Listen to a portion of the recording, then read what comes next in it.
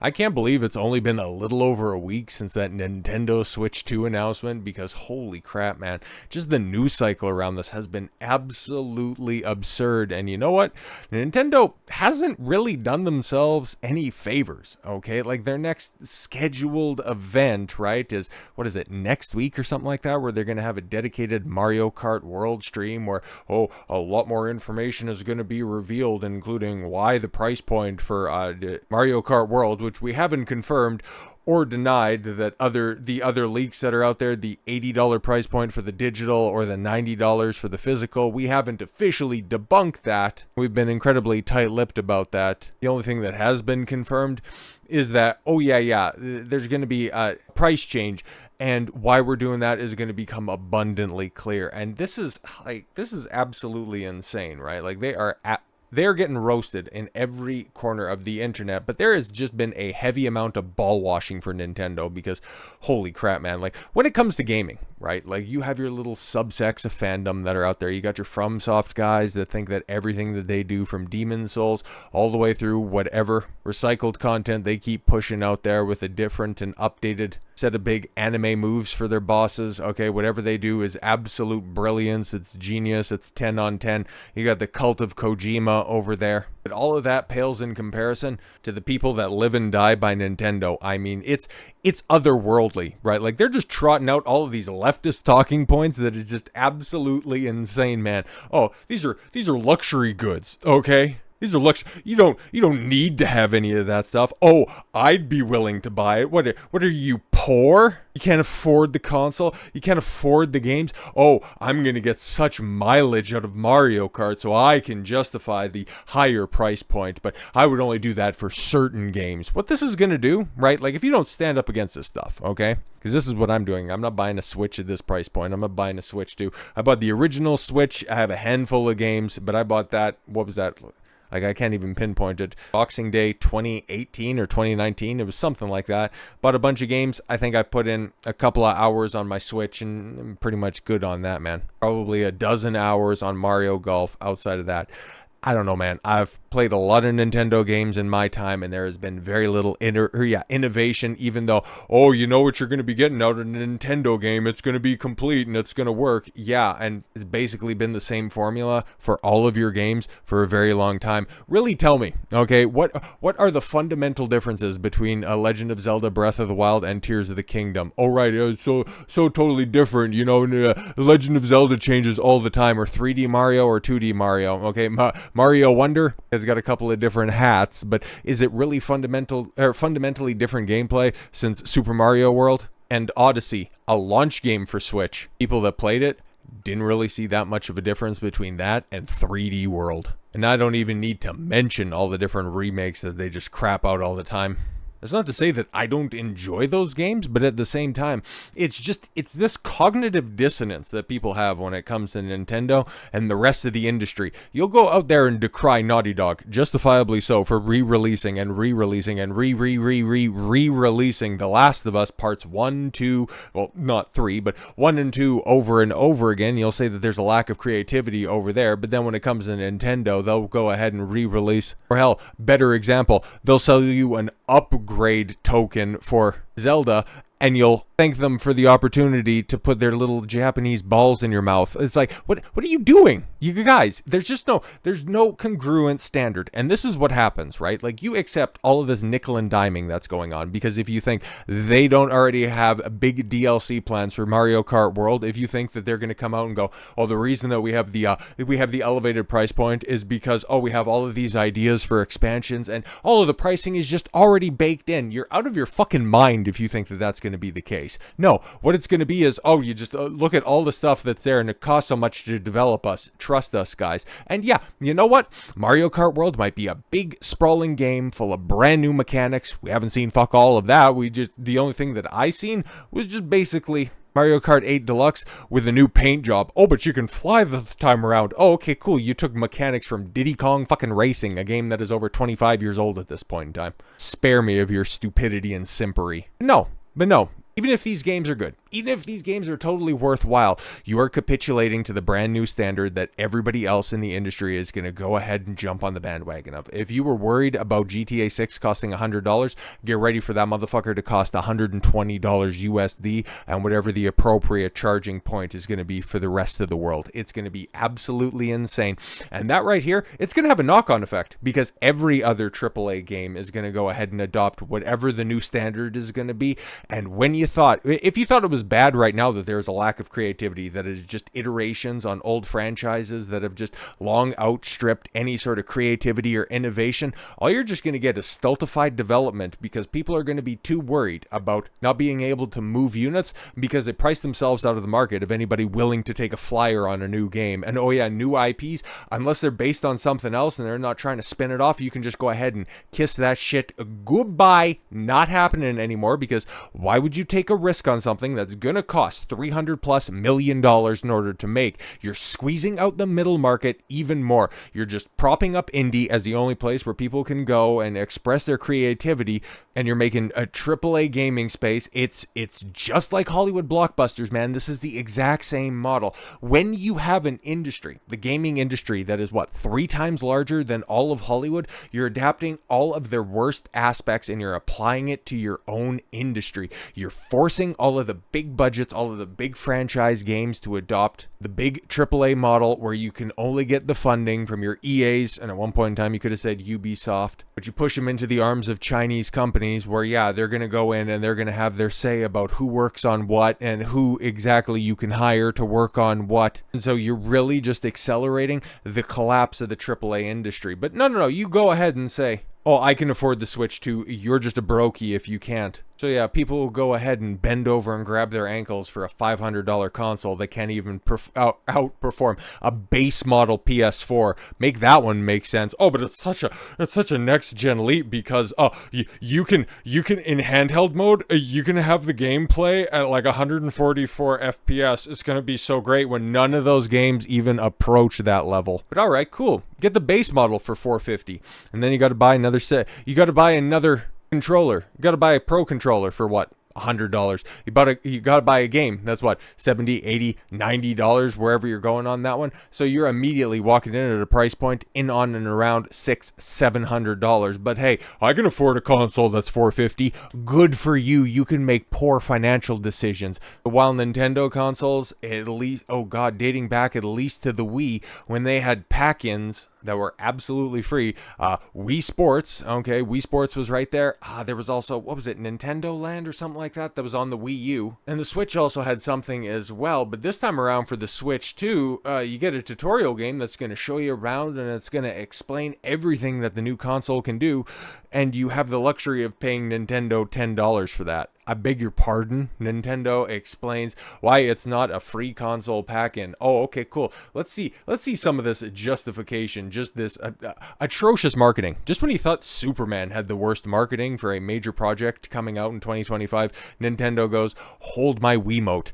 Amid the fervor, rather, that's what it should be, around the $449 price of the Switch 2 and Mario Kart World's $80 price tag, there is a shock in Nintendo's decision to charge for a console's tutorial game, Welcome Tour. Nintendo revealed Welcome Tour during its direct last week. Jeez, I can't believe it's only been that long.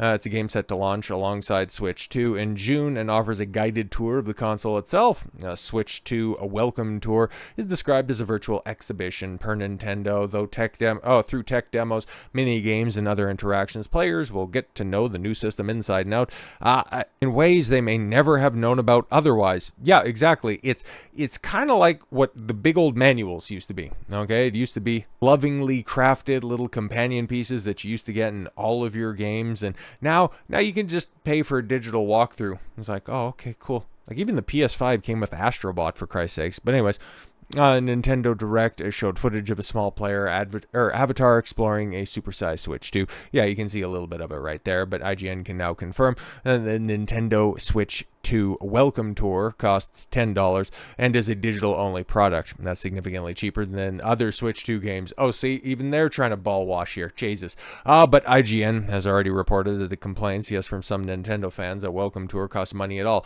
it legitimately should be free. If it's showing you all of the features that you otherwise wouldn't have known about the console, that's a tutorial, that's a demo, and that shows you where Nintendo's head is at going into the Switch 2. With many saying that it should be a Switch 2 pack-in, yes, as a DualSense's a tech demo game Astro's Playroom was for the PS5. Exactly. IGN interviewed Nintendo of America's Vice President of Product and Player Experience, Bill Trenian, at a recent Switch 2 preview event in New York, and asked him if Nintendo discussed making Welcome Tour a pack-in game. Okay.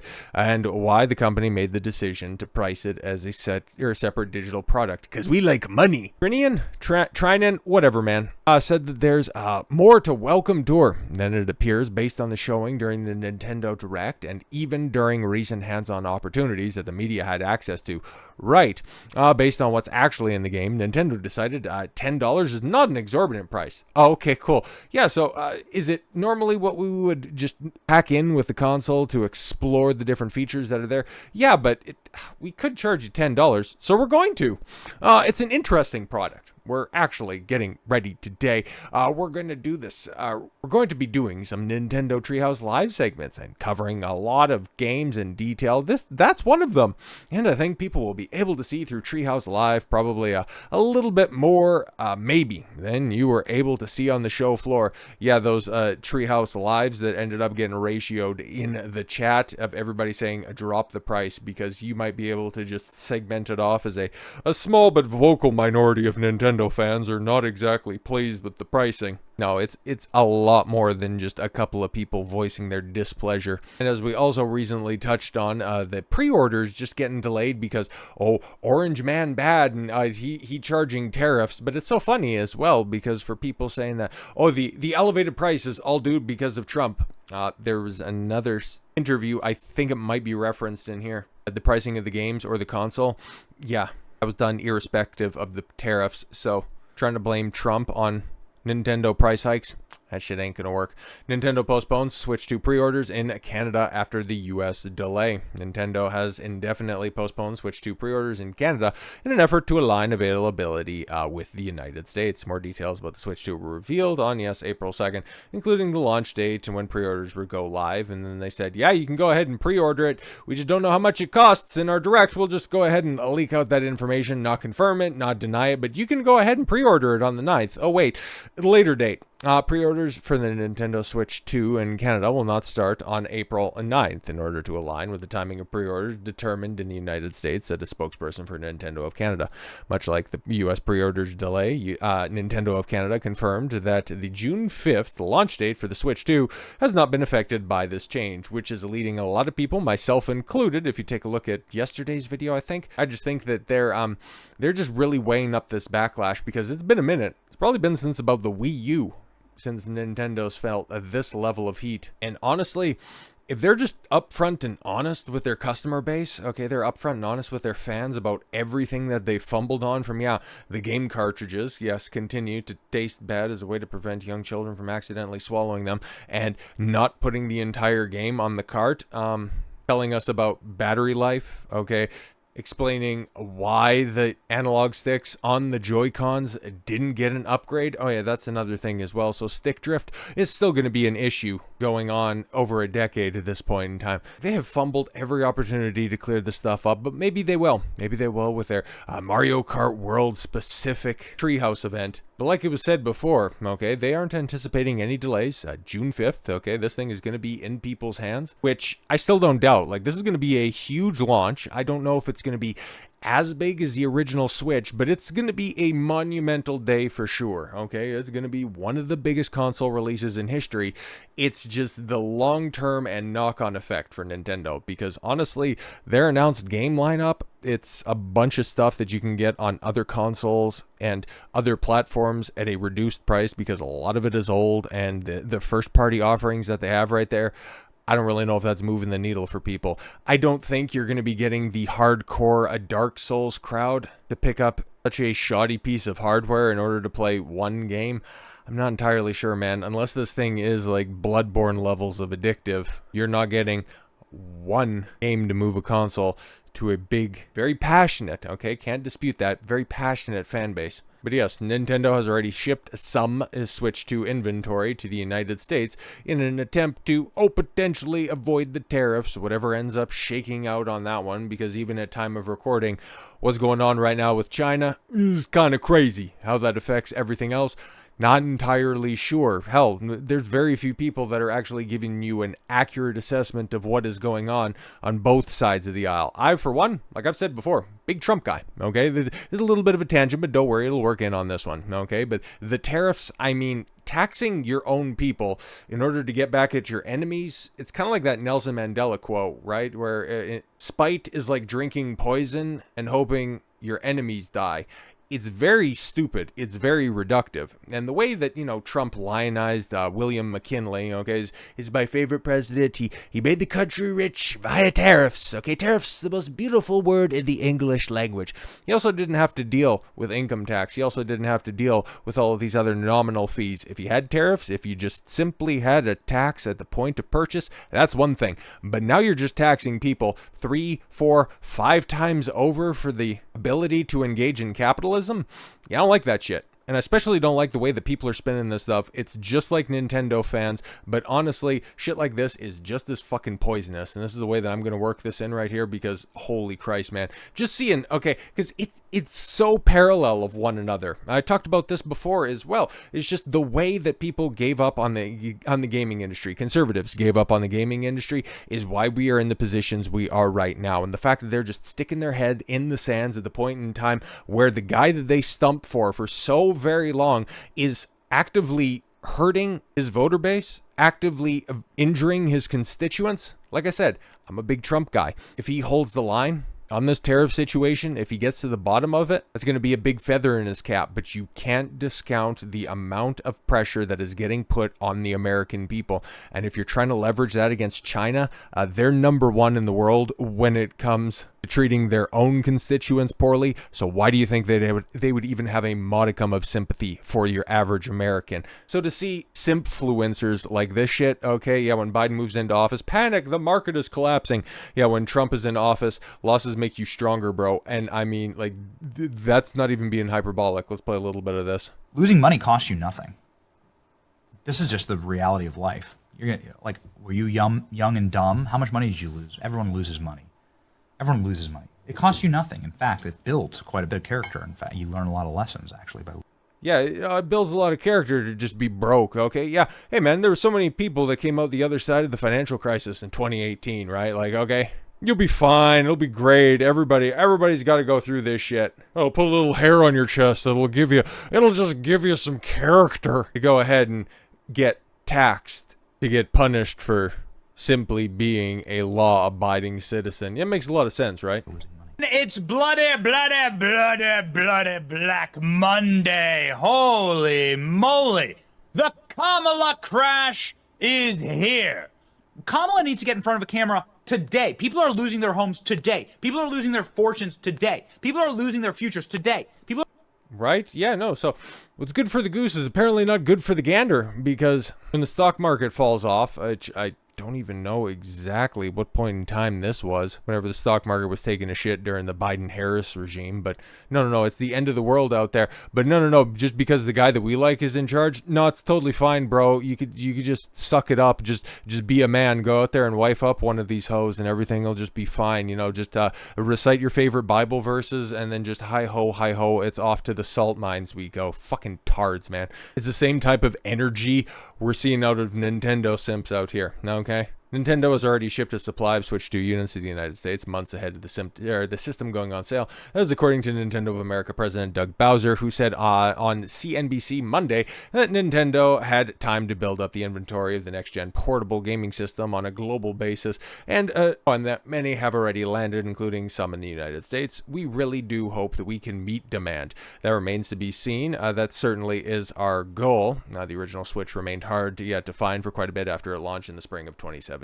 Selling more consoles I'm sorry. Yeah, selling more consoles by April of 2018, 17.79 million than its predecessor, the Wii U, sold in 5 years. Yeah, it was a big old boom period for Nintendo, but they're really setting themselves up to be in a very big bust period. It's the exact same trajectory that they went on beforehand, okay? You had the second place success of the N64, and then you followed that up with the third place finish in the, what was that, sixth console generation with the GameCube. And then, yeah, you broke all of the records with the Wii, and then you fell off hard with the Wii U, and then you came back with the Switch. And now what's going to happen with the Switch 2 in the long term? Like I say, I think it's really going to sell. I think it's going to be very popular. It's just how popular. What are the legs going to be post-launch? Once all the hype has died down and people go 3D Donkey Kong in an overpriced Mario Kart game. Okay, what do you have that we can't already get on the original Switch? Oh, we'll get into that shortly, because Doug Bowser, right? Like, oh, he wants to go ahead and assuage a lot of people's issues, right? And I hate this excuse as well. Nintendo boss isn't interested in AI-generated games and claim the human touch is essential. And a lot of people are out there going, oh, I agree with him. We can't be replaced by AI. But if it's going to do a better job, and if it can accurately represent and recreate the type of experiences that you normally create, because like I said before, I don't buy into the whole, oh yeah, we keep on innovating here at Nintendo, even though you keep re-releasing the same mechanics, either in what is a new installment in a franchise, or you just remake shit over and over again. And if you can outsource that to to an AI department, like if you could properly do like a Wind Waker, Legend of Zelda Wind Waker remaster, remake, whatever the hell you want to do out there, and you can just farm it out to an AI farm, or to an AI team, that's going to be cheaper at the end of the day. You're not begrudging anybody who worked on the original. You can go ahead and pay them all of their royalties that they want. That's all the human touch that is there. If you just want to include a bunch of quality of life improvements, you want to smooth out the frame rate, whatever the hell you want to do out there, you want to give it a little bit of facelift, go for it. Run it through a system over there. But are you going to pass on those savings at all? No, of course not. Because if you're worried and you're concerned about money, well, Nintendo President Doug Bowser has some verbiage for you. Chances are you've already heard it before if you've been in this game long enough. Nintendo President channels Xbox One's disastrous launch messaging, yes, while defending Switch 2 pricing. Yep, history has once again repeated itself. From saving it until after the Direct was over, to delaying pre-orders in the United States and Canada and most of the world, Nintendo Switch 2's pricing has been disastrous. Doug Bowser has attempted to explain and defend the cost of the Switch 2, but has reminded gamers of Microsoft's disastrous Xbox One launch in doing so, which you never want to hear that, man. Like I said, I got flashbacks of the Wii U reveal when watching that Switch 2 reveal. But if you're going to go ahead and evoke Xbox One with your game's launch, bro, that is the system that killed Microsoft dead and that it never recovered from. It's not good. Nintendo of America President Doug Bowser has been trying to help everyone understand why the Switch 2 was priced at $450 in the United States. Bowser previously explained the tariffs had nothing to do with the lofty price. There you go. While speaking to CBC, the Nintendo boss told those who weren't able to afford the Switch 2 they can keep playing the original Switch. Oh no, we gotta cut. Oh, yeah, so what that means is if you don't always have access to the internet, we have a console for you. It's called the Xbox 360. He did the meme. He did the thing. He said his iconic franchise that is going to eventually lead to him being dismissed. Now, we recognize that there are some people that may not be able to afford the Switch 2's price point. Now, that's why we wanted to make the other Switch platforms available, Bowser explained. Bowser is presumably trying to highlight the original Switch while continuing to receive support long after the Switch 2 is released. However, that's not how some people have taken the comments. Well, yeah, exactly. Yeah, just ask Xbox. That's 100% true. In the post pointing out the comments shared by Drifting Spirit on Reset Era, commenters quickly likened Bowser's remarks to Don Mattrick's, yes, about the Xbox One during the console's launch at E3 2013. Simultaneously, the best and worst console announcements of all time. The PS4 one, that even though the console, it's like I'm not even that hot on it afterwards, that was the best console launch ever, and the Xbox One is still undefeated for being just a total fucking train wreck. Hey, you guys like games? We got TV and sports. What the fuck? Anyways, Mattrick told people, yeah, Xbox has a product for those who don't have an internet connection, and that product is the Xbox 360. Okay, yeah, you don't have an internet connection? Yeah, you can just stick with the Xbox 360. You guys can't afford the Switch too, you brokies out there? Well, just stay with the Switch. Don't you have phones? You can check out the comments, yeah, from Mattrick below, but yeah, this is going a long time ago. Bowser likely won't be kicking himself quite as hard as Mattrick would. Yes, because, oh my god, what was it, like a year later, Mattrick was removed from his position, or I'm sorry, he stepped down gracefully as head of Xbox? Yeah, right. And still notably, yeah, how quickly people recalled, yes, the Xbox's boss's words, yeah, with the Xbox One in the years that follow. The 360 was Xbox's most successful console yet and likely to stay that way. And the Xbox One was probably its biggest failure. And, well, it's like as convoluted as the Series XS and whatever the hell their pro version of it is going to be, their upgraded version, is that even launched yet? Like, nobody cares about Xbox consoles anymore. We're just waiting for them to have their big announcement where, yeah, we're just going to put Game Pass on the PS5 and it's going to be on the Switch too. I'd imagine that in the lead up to the launch of the Switch this June, Xbox is going to hold a big old presser saying, oh yeah, don't worry, Master Chief Collection is coming to PS5 and it's going to be on Switch too, and you can play all of the old Gears of War games because we're going to be remastering those, because creativity and anything innovative in the gaming industry is so fucking dead, and by supporting the Switch too, you're just hastening that problem. I heard it pointed out, and I forget exactly where it was, so I don't want to, name any names and call any, or rather tell any tales out of school, but somebody brought up the fact that Nintendo revived the video game industry after the collapse of the early 80s and brought it back and made the industry flourish in the 40 plus years since. And who knows, man, maybe they can be the ones that take it down to the lowest point since that level. It's an industry that's ultimately not going to crash because the indie market is stronger than it has ever been. But when it comes to big budget AAA, and no, we're finally not talking about woke games or anything like that. This is just a greedy companies with shady business practices. And he knew somebody was going to do it. And the reason that Nintendo is getting so much heat right now is because they just happen to be the first. So with all that said, thank you all very much for the gift of your time. I've been Don Consuelo. I want you to follow your gut and get after it. Take care, everyone.